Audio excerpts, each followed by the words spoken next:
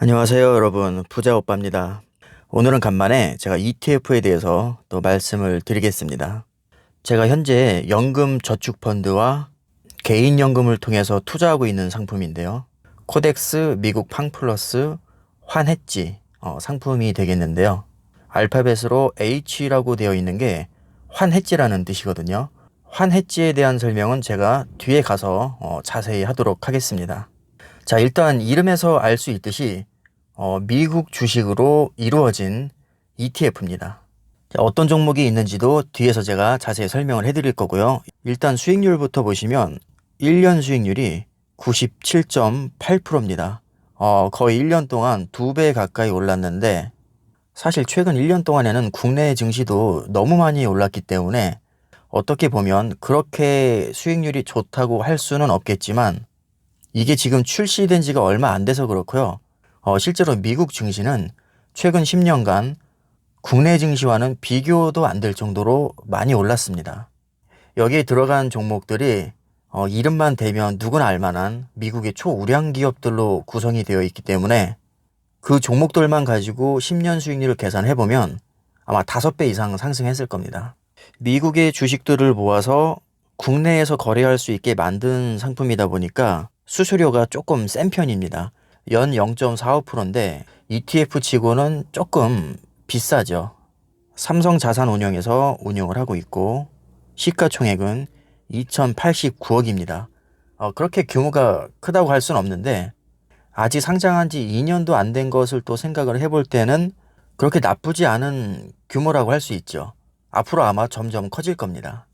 자, 그렇다면 본격적으로 코덱스 미국 팡플러스 환해지 상품은 어떤 종목들을 품고 있는지 세부 종목을 살펴보겠습니다.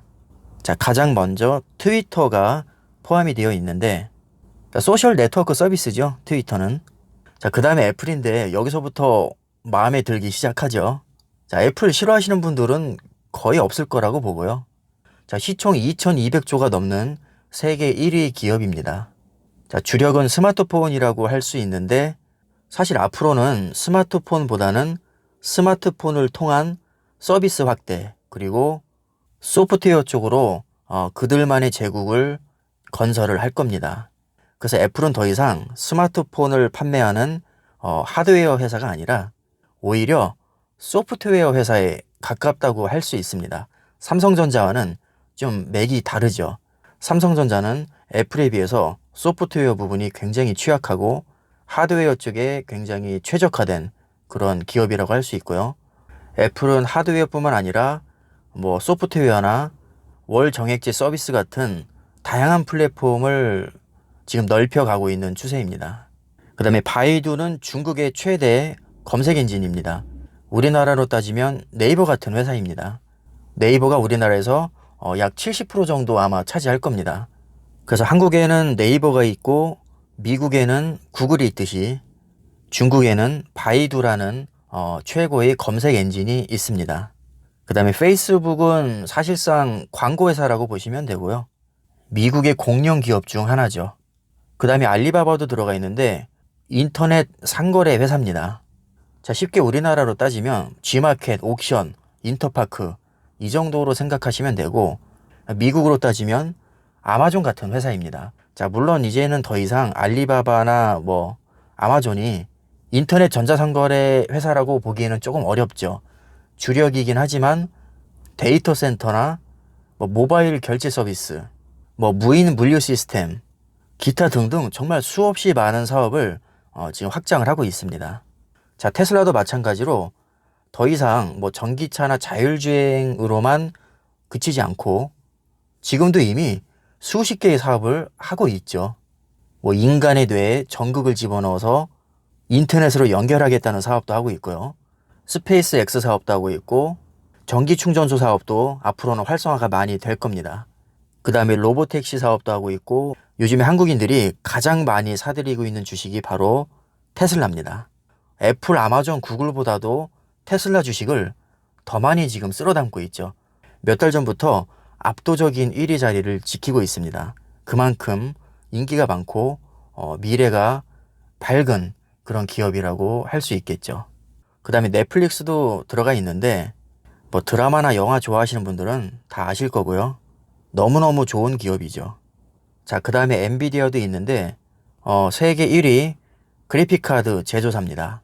앞으로 자율주행과 인공지능 시대가 오면 아마 CPU보다는 GPU의 역할이 훨씬 더 커질 겁니다. 이미 지금도 GPU로 대박을 쳤습니다. 그래서 엔비디아의 주가가 최근 한 5년 동안 엄청나게 폭등을 했죠.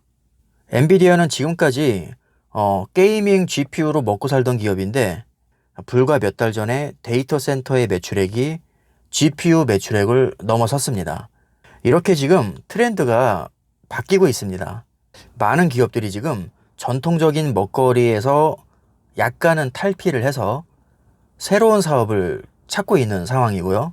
그렇다고 해서 이전에 하던 사업을 아예 접는 게 아니라 어느 정도 가져가면서 새로운 사업에 더 비중을 두고 있죠.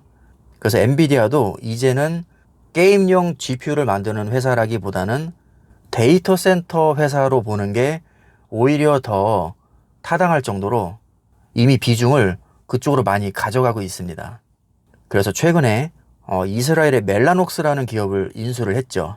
멜라녹스는 네트워크 장비 회사인데요. 엔비디아의 GPU와 네트워크를 결합을 해서 세계 최대의 데이터 센터를 건설하겠다는 그런 의지를 비추고 있습니다. 자, 그 다음에 나와 있는 종목이 알파벳 A인데요. 알파벳은 구글의 모기업이죠. 자, 맨 뒤에 A라고 나온 것은 의결권이 있는 주식이라는 뜻이고요. 알파벳 C라고 되어 있는 주식은 의결권이 없는 구글이라고 생각하시면 됩니다. 삼성전자와 비교하면 삼성전자 보통주가 알파벳 A, 삼성전자 우선주가 알파벳 C라고 생각하시면 딱 맞습니다. 구글은 다들 아시다시피 유튜브를 보유하고 있죠. 이미 유튜브의 매출이 구글 전체 매출의 10%를 돌파했습니다. 그리고 구글은 세계 최고의 자율주행차인 웨이모를 보유하고 있죠. 그리고 세계 최대의 포털 검색 엔진도 보유하고 있습니다. 인공지능 기술력도 이미 세계 최고 수준에 올라와 있고 칭찬할 게 너무 많아서 뭐 얘기를 하기 시작하면 끝이 안 날 것 같습니다. 누구나 다 인정하는 세계 최고 수준의 초인류 기업입니다. 자, 그 다음에 아마존도 들어가 있어요. 자, 아마존도 아까 알리바바와 사업이 겹치는 종목입니다. 일단 가장 대표적인 사업은 인터넷 전자상거래라고 할 수 있고요. 아마존 웹서비스라는 클라우드 사업도 하고 있죠. 삼성전자의 최대 고객 중 하나이기도 합니다. 아마존 웹서비스가 세계 점유율 1위이다 보니까 삼성전자에게 D램과 낸드 플래시를 굉장히 많이 사갑니다. 자, 이렇게 끝내주는 기업들로 구성된 아주 좋은 ETF입니다. 코덱스 미국 팡플러스 ETF는 종목 수가 그렇게 많지 않습니다. 다 합쳐봐야 한 11종목 정도밖에 안 되는데요. 정리를 하면 트위터, 알리바바, 페이스북, 애플, 아마존, 넷플릭스, 엔비디아, 알파벳 A, 바이두, 테슬라, 그리고 마지막에는 채권이죠. 자, 그래서 이렇게 초우량주 한 10개 기업으로 이루어진 좋은 ETF입니다. 자, 최종 정리를 하면요. 코덱스 미국 팡플러스 환 해지 상품은 한마디로 미국의 우량주를 국내 거래소에 상장시킨 ETF입니다. 그럼 ETF는 뭐냐? 거래소에 상장시켜서 단일 종목처럼 거래할 수 있게 만든 펀드입니다. 자, 그럼 펀드는 뭐냐면요. 여러 종목을 하나의 바구니에 담아서 한 종목처럼 만든 세트 상품입니다. 자, ETF의 장점. 일단은 그 자체로 분산 투자의 효과가 있습니다. 그 다음에 거래를 아주 편리하게 할 수 있고요. 심지어 몇몇 상품은 해외 주식도 국내 주식처럼 거래를 할 수 있게 만들어 놨습니다. 자, 방금 말씀드린 코덱스 미국 팡플러스가 바로 여기에 해당이 됩니다. 제가 아까 환해지에 대해서 잠깐 말씀을 드렸는데요. 한마디로 환율의 변동에 영향을 받지 않는다는 뜻입니다. 그러니까 그냥 지수의 영향만 받는 겁니다. 그 다음에 환해지에 반대되는 상품이 언해지라고 해서 이거는 환율의 변동에 영향을 받습니다. 그래서 지수와 환율의 영향을 모두 받는 그런 특성이 있죠. 어쨌든 미국 주식으로 이루어진 상품이다 보니까 매수는 달러로 해야겠죠. 그래서 만약에 이 주식을 매도할 경우 한국 돈으로 다시 바꿔야 될 거잖아요. 그래서 환율이 높으면 매도할 때 이득을 볼 수 있고요. 환율이 낮으면 매도할 때 손해를 봅니다. 그러니까 환율에 따라서 이익과 손해를 보기 싫은 분들은 환해지 상품을 선택하면 되는 거죠. 예를 들어서 10달러짜리 ETF 한 주를 매도한다고 했을 때 우리나라 돈으로 다시 바꾸기 위해서는 환전을 해야겠죠. 자, 그런데 환율이 2,000원이라면 나는 10달러를 2만 원으로 바꿀 수 있을 거고요. 환율이 1,000원으로 떨어지면 10,000원밖에 못 받을 겁니다. 그래서 기본적으로 달러로 매수하는 상품은 환율이 높을수록 매도할 때 유리합니다. 지금 달러가 지속적으로 하락을 하고 있는 상태니까 이런 경우에는 환해지 상품이 조금 더 유리하다고 할 수 있겠죠.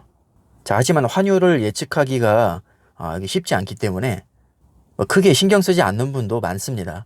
저도 솔직히 크게 신경 안 쓰고 있어요. 환율 예측하는 것은 주가를 예측하는 것만큼 굉장히 어렵거든요. 자, 하지만 현재 분위기로 봐서는 환율이 지속적으로 하락세에 있는 것은 사실입니다. 자, 그래서 이럴 때는 미국 주식을 매수하기에는 좋은데 매도하기에는 조금 안 좋습니다. 자, 지금부터는 제 목소리가 조금 바뀔 수도 있을 것 같은데요. 왜냐하면 제가 편집을 하다가 약간 오해의 소지가 있는 것 같아서 지금 여기서부터 다시 말씀을 드리는 거거든요. 제가 달러와 환율 얘기를 했는데 코덱스 미국 팡플러스 환해지 상품은 원화로 매수하는 ETF입니다. 그러니까 우리가 직접 달러로 환전해서 사는 게 아니고요. 삼성자산운용에서 연 0.45%의 수수료를 받고 국내 거래소에 그냥 상장을 시킨 겁니다. 그래서 이게 비록 해외 주식으로 구성이 되어 있지만 우리가 이걸 매수할 때는 그냥 원화로 21,430원을 주고 매수하면 됩니다. 2020년 11월 2일 장 마감 기준으로 현재 원화로 한 주당 21,430원입니다. 그래서 정리를 하면 우리가 코덱스 미국 팡플러스라는 ETF를 매수를 할 때는 국내 증권사에서 원화로 21,430원을 주고 매수를 하면 되는 거고요. 그런데 기본적으로 미국 주식 위주로 이루어져 있다 보니까 당연히 환율의 영향을 받는다는 말씀을 드린 거고요. 마치 이게 우리가 직접 달러로 사야 되는 것처럼 오해하실 수도 있을 것 같아서 제가 이렇게 추가로 영상을 지금 찍고 있습니다. 자, 그래서 삼성전자와 함께 장기 투자하기에 좋은 상품을 찾다가 제가 코덱스 미국 팡플러스 환해지라는 상품을 알게 됐고요. 실제로 제가 지금 투자를 하고 있습니다. 가끔 제가 ETF 영상을 올리면 생각보다 찾기가 어려우신가 봐요. 그래서 종목 코드를 이제 물어보시는 분들이 가끔 계신데 종목 코드가 314250입니다. 자, 이 정도면 제가 전반적인 설명은 어느 정도 해드린 것 같고요.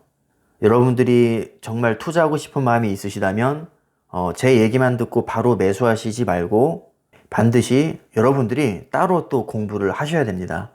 아무래도 10가지 정도의 종목이 있다 보니까 지금 제가 잠깐 설명드린 것만 가지고는 많이 부족합니다. 지금 제 영상을 보시고 이거 괜찮은 상품이다 이런 생각이 드시면 따로 여러분들이 또 충분히 공부를 하시고 투자 결정을 하셨으면 좋겠습니다. 저는 그냥 정보 제공만 하고 소스만 던져줄 뿐이에요. 모든 판단은 여러분들이 하시는 게 맞다고 봅니다. 요즘 같은 안 좋은 시기에 멘탈 관리 특히 잘 하시기를 바라겠습니다. 너무 스트레스 받지 마시고 어차피 주식은 장기전이니까요. 건강한 멘탈을 잘 유지하시면서 주식 투자를 이어나가시기를 바라겠습니다. 감사합니다.